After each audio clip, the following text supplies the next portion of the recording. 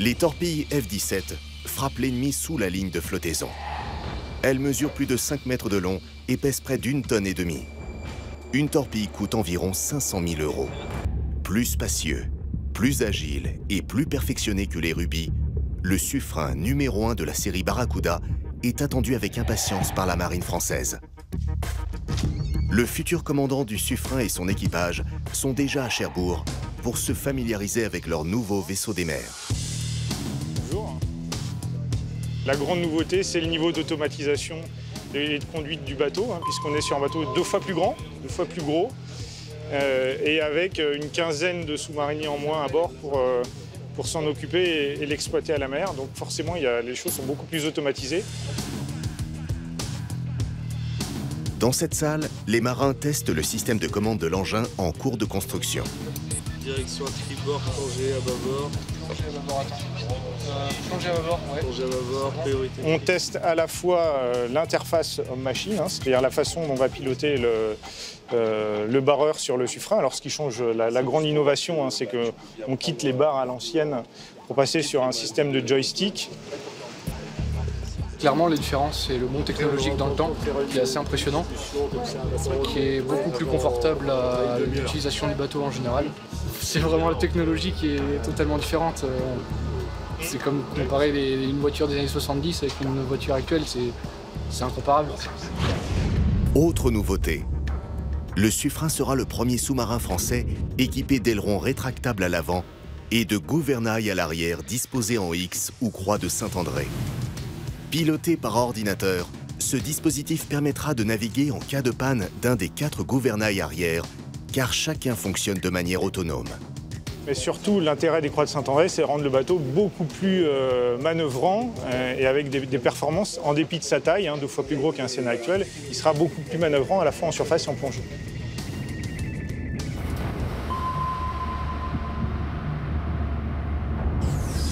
Les sous-marins nucléaires d'attaque sont aussi des machines de guerre. Sur le Ruby, la chambre des torpilles se situe à l'avant du bâtiment. 4 tubes lance-torpilles y pointent leurs armes. Le Ruby peut transporter 14 torpilles et missiles anti-navires.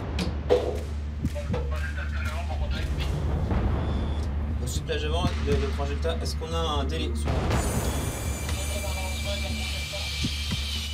Les torpilles F-17 frappent l'ennemi sous la ligne de flottaison.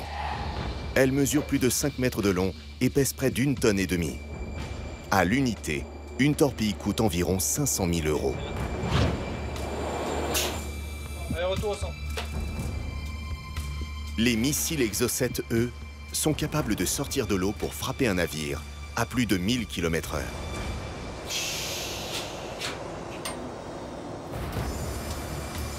C'est clair derrière.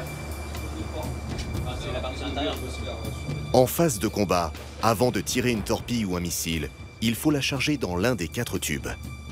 Cela prend une dizaine de minutes. Pour lancer l'arme, on va utiliser des refouloirs pneumatiques. C'est un système de pistons télescopiques qui vont pousser l'arme à l'arrière, enfin qui vont pousser l'arme sur son arrière et qui vont la faire sortir.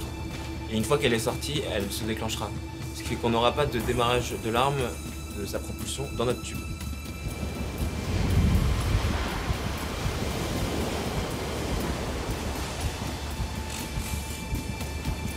Lorsque la cible est bien identifiée, le commandant ordonne le tir de la torpille. L'arme sort du sous-marin par l'une des 4 trappes situées à l'avant du navire. Le tir est déclenché depuis le centre de contrôle de navigation et d'observation. La torpille, son objectif c'est d'aller taper en dessous de la ligne de flottaison. Donc elle va détruire, elle va couler le bateau, elle va le détruire intégralement. Lancée à plus de 70 km/h, la torpille déroule derrière elle un fil électrique qui la relie au sous-marin. C'est le système du fil au guidage. Il permet de contrôler et de guider l'arme vers la cible sans émission radio, donc en toute discrétion.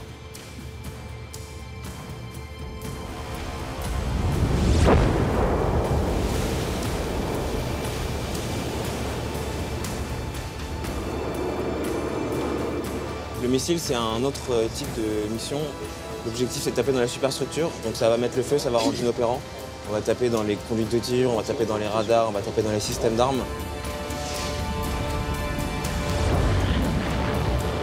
Le missile Exocet, autopropulsé et guidé, peut frapper des objectifs à plus de 50 km. À l'unité, il coûte 2,8 millions d'euros. Et du coup, on va occuper l'équipage adverse à autre chose et à gérer ces problèmes, et on va le rendre inopérant par rapport à nous, mais on va pas forcément couler le bateau en lui-même. Un nouveau système d'armes et de combat équipera les futurs sous-marins Barracuda. L'armement mis en œuvre depuis les 4 tubes comprendra, comme sur le Ruby, des torpilles et des missiles Exocet. Mais la grande nouveauté sera l'intégration de missiles de croisière. Il y a de grandes différences entre la classe Barracuda et les sous-marins précédents, puisque sur les Barracuda, on embarquera une missile de croisière navale qui est destinée pour être tirée en plongée d'un sous-marin et aller atteindre une cible à terre.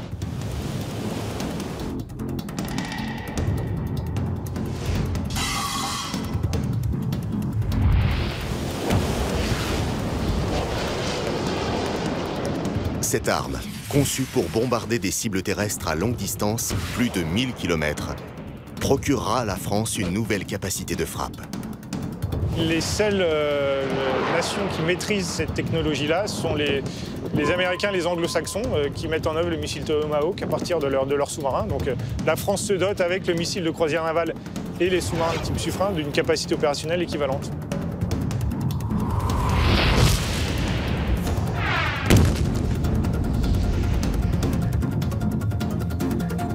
Un autre système est actuellement en développement pour contrer les hélicoptères de lutte anti-sous-marine. Ces missiles tirés depuis le massif du sous-marin pourraient un jour équiper les Barracuda.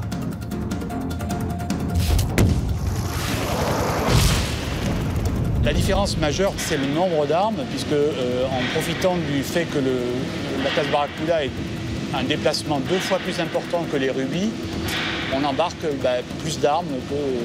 beaucoup plus d'armes que sur les sous-marins type Ruby. Impossible de connaître le nombre précis d'armes qui seront embarquées à bord du Barracuda.